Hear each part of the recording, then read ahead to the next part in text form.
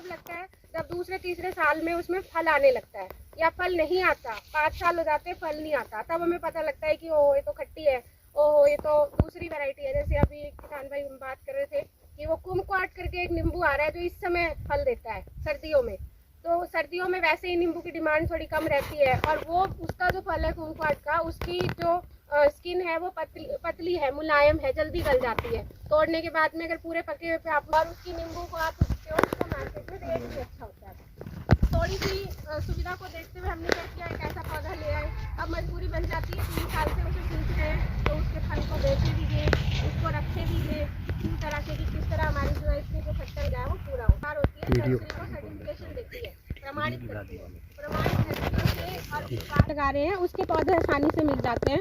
नींबू के लिए आपको पूछना पड़ेगा कि पौधे अवेलेबल हैं या नहीं, उस हिसाब से आप जो है अपने नज़दीकी जो भी प्रमाणित नर्सरी है संपर्क करके वहाँ से पौधे लें।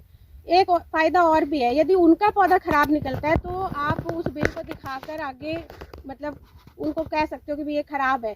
अनजान जगह से लोगे, उनके बिल को अगर आप उसमें लेके जाओगे ना बागवानी दफ्तर में कि हमारे ये दिक्कत हो गई, ये नर्सरी वाले ने ख़राब पौधा दिया, वो उनके कंट्रोल में नहीं है, क्योंकि उन्होंने कहा ही नहीं कि उसका क्वालिटी पौधा है ना, तो इसलिए उसमें हम फंस जाते हैं। तो इस चीज़ को अवॉइड करें थोड़ा सा, ना हम मतलब उस तरफ जाएं।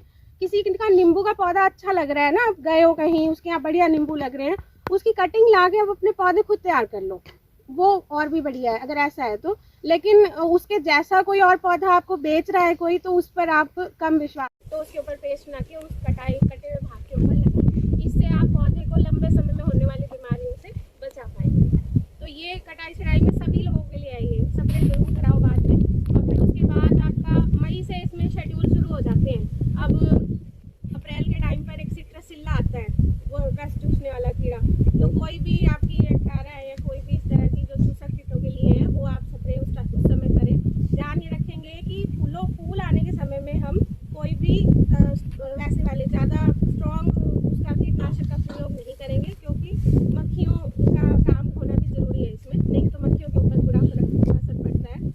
फूल आने के समय में और फल पकने के समय में पानी नहीं लगाएंगे, खुला पानी बिल्कुल भी नहीं लगाएंगे, नहीं तो फूल झड़ जाएंगे, और फल पकने के समय में जो है वो फल झड़ चलती है। जहाँ कलम चढ़ाई गई है उस हिस्से से नीचे अगर कोई फूट चल रही है उसको तुरंत तोड़ दे, उसको मौका ना दे बढ़ने का, बाद में कंफ्यूजन पैदा करती है। ये है शुरू के सालों की कटाई छटाई। अब फलों की तुड़ाई के बाद में कटाई छटाई करते हैं।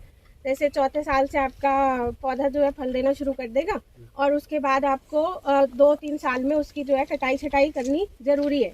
इसके मुख्य उद्देश्य क्या है कटाई छटाई के, कि एक तो उसका आकार बना रहे, टांका बांका इधर उधर बढ़ जाती है ना, टहनियाँ, वो ना हो।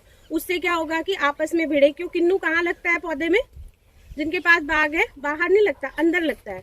यदि अंदर जगह नहीं होगी वहाँ पर फल को बढ़ने की, डाली आपस में इधर उधर भिड़ी होंगी, तो क्या होगा, फल का आकार जो है आपका वो आड़ा टेढ़ा होगा, ठीक तरीके से बढ़ नहीं पाएगा, कहीं डाली में फंस गया तो उसकी शेप बिगड़ जाएगी। तो इस तरह से जो है फल की कीमत जो है इतनी अच्छी नहीं। तो यहाँ तक बात रही नए पौधों को लगाने की और किस तरह से पौधों का चुनाव करना है उनकी।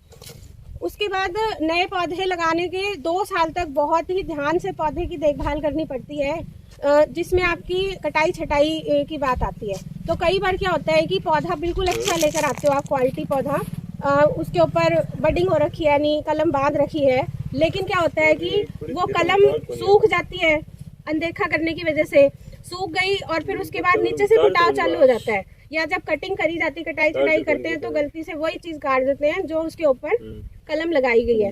अब वो काट दी, नीचे से फूट चालू हो जाती है, नीचे से देसी फूट चालू हो जाएगी, खट्टी की आपकी या जट्टी की जो है आपकी वो चालू हो जाएगी। तो उसमें क्या है, उसमें फल नहीं लगेगा, वो पत्ते आपको बढ़वा रहे ऐसे